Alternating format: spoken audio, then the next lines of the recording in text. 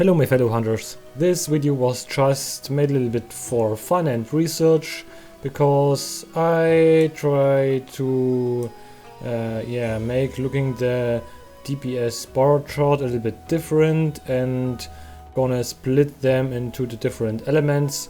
How does the weapon DPS tier list from MHR look like if it is split into several elements and then compared to raw matchups or low element hit zones matchup. So this is a very niche topic, but maybe some of you are interested.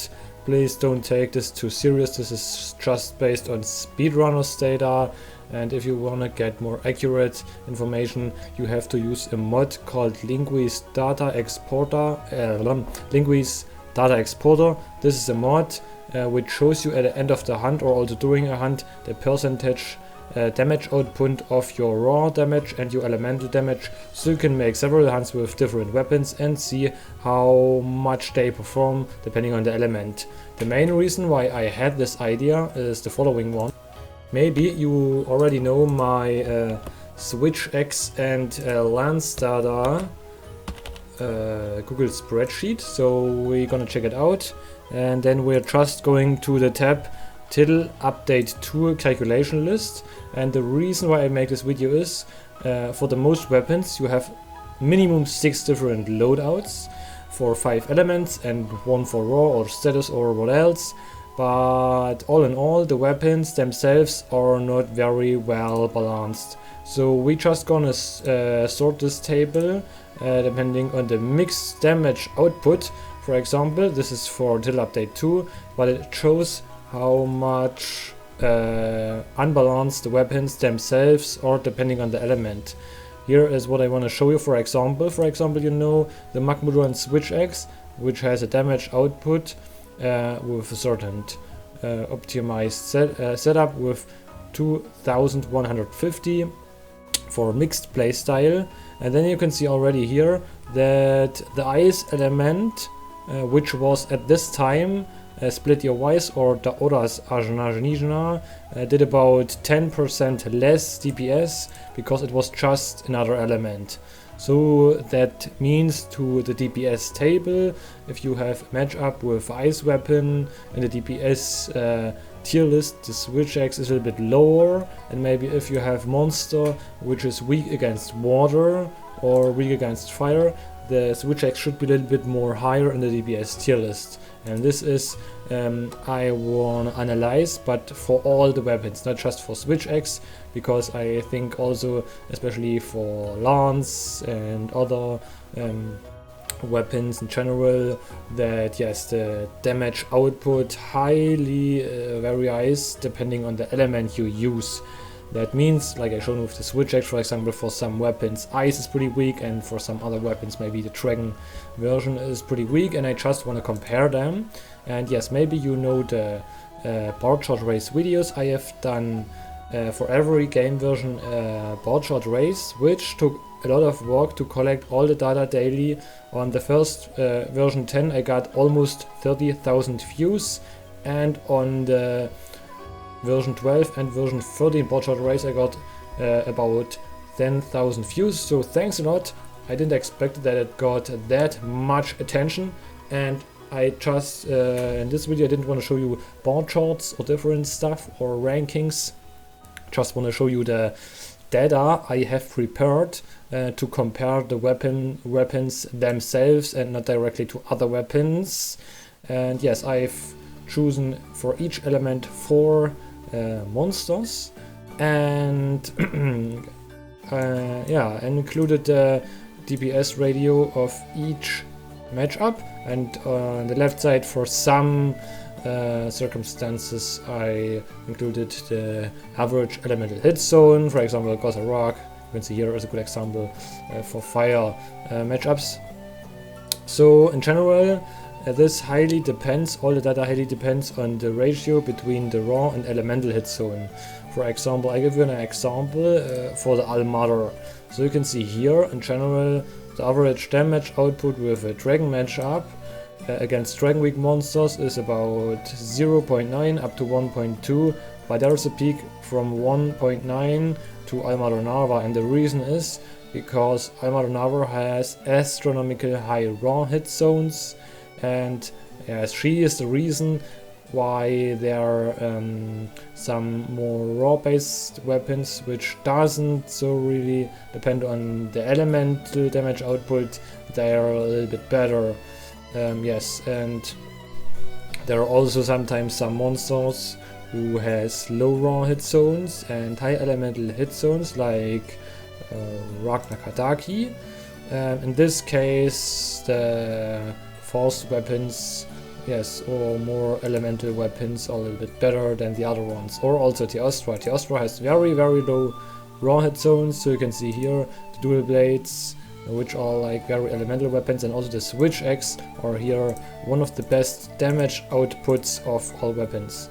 But yes, to mix them a little bit up with different matchups and most common monsters you fight against with this element, yes, I have included several monsters.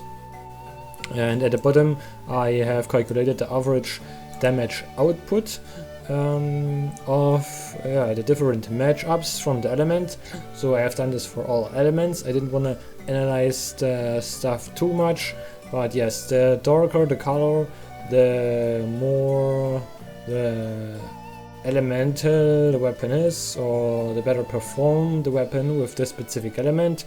So you can see, for example, with fire, that the dual blades are the strongest melee weapon of all, and after the dual blades we have at the same level hammer and switch axe, which is kinda surprising. Yes, and that's why I've made a tier list. Also great sword with sword and shield, which I forgot to mention. Okay, then we also have done all the same for water element, thunder element, and so on. Most interesting is this spreadsheet for thunder, because here you can see especially there are some monsters out there like Shogun and Nargacuga, which has thunder hit zones 30 plus. In this cases the dual blades goes absolutely crazy and can even outdamage bow or heavy bowgun. For example, for Nargacuga, the elemental damage output from dual blades is even higher than for the bow, which is kind of surprising. Or maybe just a reason because there wasn't an updated bow run for this specific monster. Also for ice web matchups, but I have to mention that for ice weak monsters, most monsters has very low ice hit zones, like Byotsune or Lucien Agakuga has not really the highest hit zone for ice, and that's maybe the reason why the greatsword or the hammer for Lucien Agakuga still performs very well in comparison to the other weapons. Yes, but Diablos has very high thunder weakness, and there you can see that hammer goes down to 0.7 in comparison to the other values. Yes, for the dragon element I already explained. The reason for dragon element is that there tend to be that slow weapons are better, because most monsters which has a dragon weakness also at the same time has very high raw hit zone values, like Almaro up to 90 if I'm not wrong. Rathalos and Rathian have on the head hit zones, raw hit zones up to 75 if I'm not wrong, and element is 30. So yeah, that makes the stuff a little bit different. And at the end I also included matchups for monsters, where you use at the most time on the most matchups raw matchup, which is Seregios, Astalos. Astalos depends on the playstyle the speedrunner used. You can trap spam Astalos, so he stays in the charge mode, and you can farm him with ice weapon. But yes, for average playstyle he has very low ice hit zones, so I can say yes, tend to make him using a raw matchup.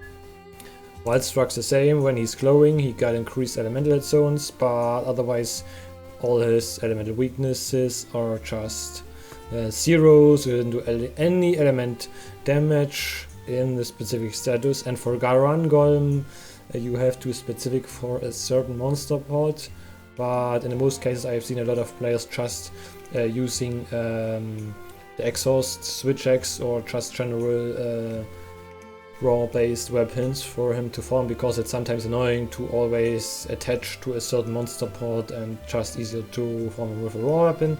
So I have also calculated all the average stats damage output for raw matchups, and I've summarized all that stuff up. Here in this chart you can see the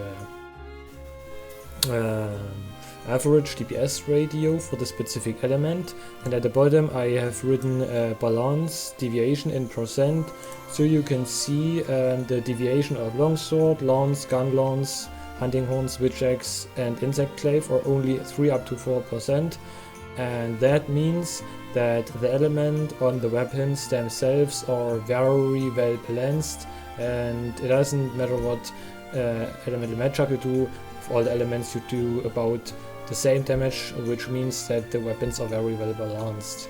But there are some specific cases, like for the bowguns especially, or for the dual blades. You can see they are very different for the different elements. So you can see, like I previously explained, especially for thunder, the dual blades are very strong.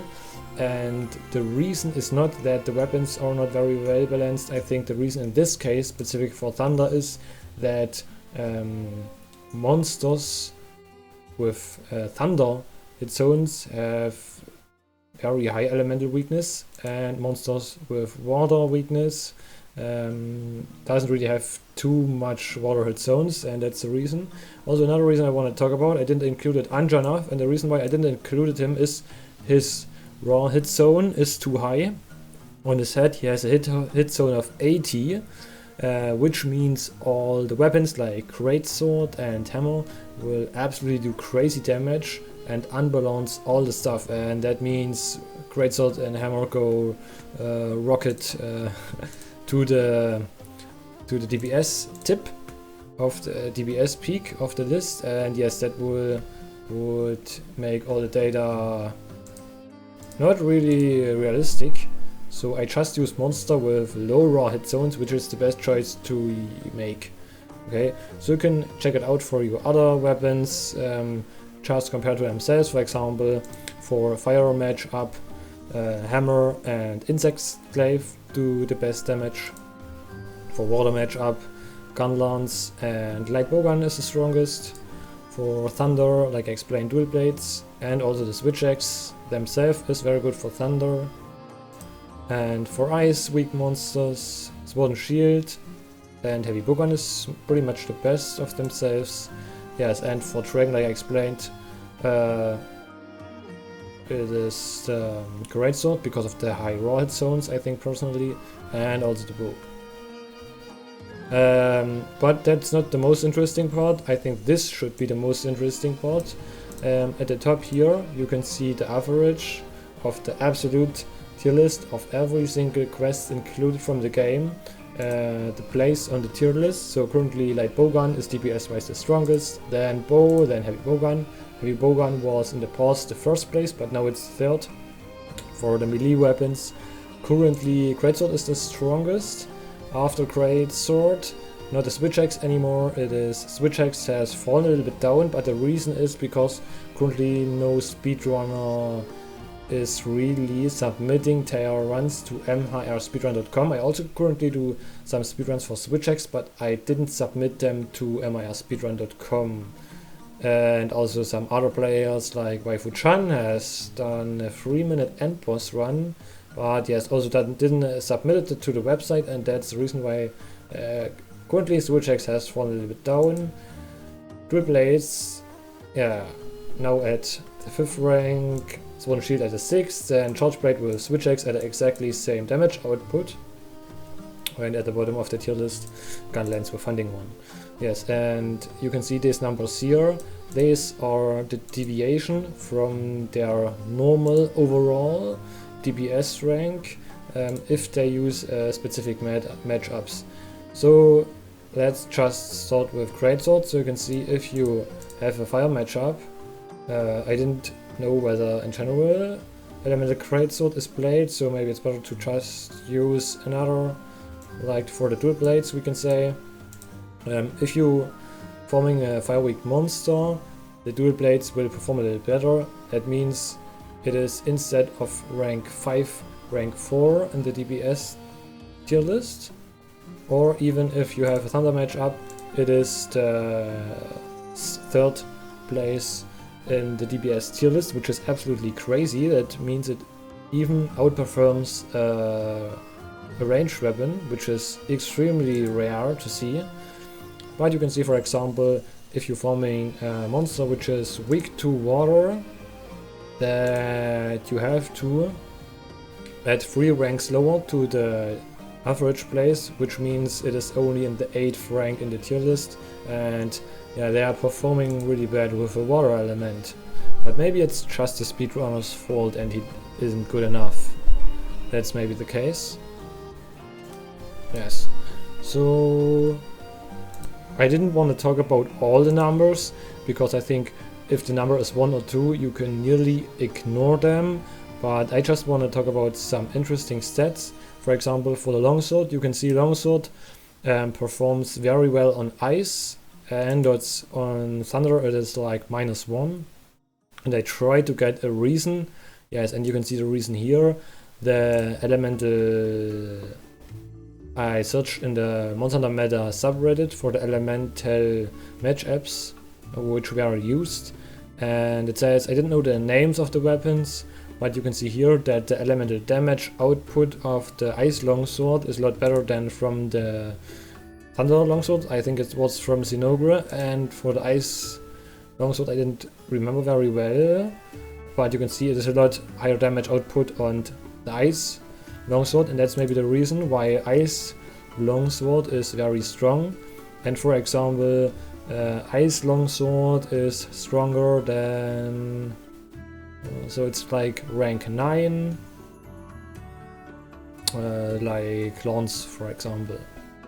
So you can compare them to each other. So for the SNL, SNS, I think it's very well balanced. Dual Blades is the most interesting one. It performs very bad with water element and very well with thunder element. Also very bad with dragon element. So maybe if your users can comment something about the weapons. I tried to get a reason, but it seems that the damage output, the raw output is the same. So they're using Almudron dual blades with also, you know, I don't know what the thunder dual blades were, but you can see that the value is very similar, and I currently didn't understand why they perform so bad with water element. And if you go to the specific numbers here, you can see all, it's on every matchup. In every matchup they perform really bad. Magmudron only 0.7, Pyro Ragnar only 0.78 and Toby only 0.8. So that is no coincidence. On every water monster, dual blades perform very bad, and if you have a look at the thunder matchups, they perform absolutely crazy. About every matchup is 1.3 up to 1.4. Yes, so I didn't really understand what the reason is, but maybe we got it later from a specific dual blade user.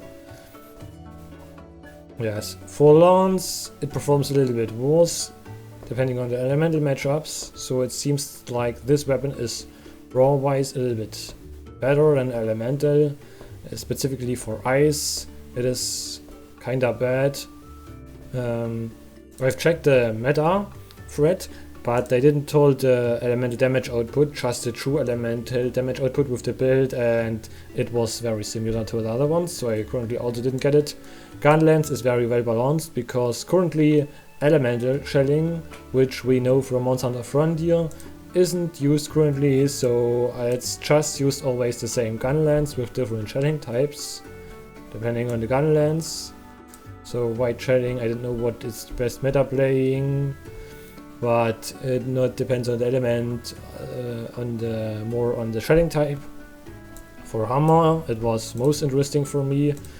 So you can see for fire matchup it is like rank 7, and for water matchup it is like rank 14, which is very much interesting. That means this weapon, depending on the element, just a difference of 7 ranks, which is absolutely crazy. On the elements it is kinda balanced very well, and yes, this is compared to the raw matchup, and you can see against raw monsters in the tier list, the hammer is 2 ranks stronger, so it means instead of rank 10 for all average damage output, it is about rank 8, so pretty much interesting for that. Hunting horn seems also very well balanced, very good for dragon, but I think the reason is because all dragon weak monsters have high raw hit zones, and it performs in that case better than the elemental ones. For switch X, I was very much surprised. All elements are very well balanced, especially the water switch X is extremely powerful, and the reason is I have showed you in this table, because yes, it is a lot stronger than all the other elements. Fire and water switch X is by far the strongest with our optimized matchup, and it's just a reason because the Magmudron and Almudron switch X's have busted amount of element, and for example ice element is very weak, so I was very surprised it doesn't have a -1 or -2 on the ice element. Yeah, now for Charge Blade it performs a little bit bad for fire, and the rest is very well balanced. For Insect Glaive is very good for ice weak monsters. Light Bowgun in general for the ranged weapons is nothing special to mention. We can just say in general for raw builds that Charge Blade 2 ranks worse, so rank 9 instead of 7. So for monsters with very low elemental hit zones, Charge Blade isn't that good. And Switch X, surprise, I didn't expect it, it was that high. So it means if the monster has very low elemental hit zones, SA goes absolutely crazy. Rank 5 instead of rank 8 on the DPS tier list. And my personal opinion is I think it is because of the exhaust fire. I have seen a lot of speedrunners like Puni using exhaust fire with build-up boost now, which is absolutely crazy, which is like a same energy as a power fire, and you also does KO damage. So yes, directly compared to low elemental hit zone values, Switch X gain absolutely crazy, rank 5 and outperforms all other weapons except ranged weapons and the greatsword. So I think for the most of you this video was very confusing and very uninteresting, but yeah, for me it was kind of interesting to see whether there are some matchups where the weapon performs better or worse, and maybe you are I don't know, hunting horn user and watching this video and you find out, oh nice, my weapon is good against Dragon weak monsters, not so bad always, the 14th place as the tier list for average damage output says, oh thanks. So yes, that was just for some research reasons. Don't take this video too serious. I doubt I made an updated version of this, because I think this video just got about 100 views and that's it. So thanks for watching, see you next time guys.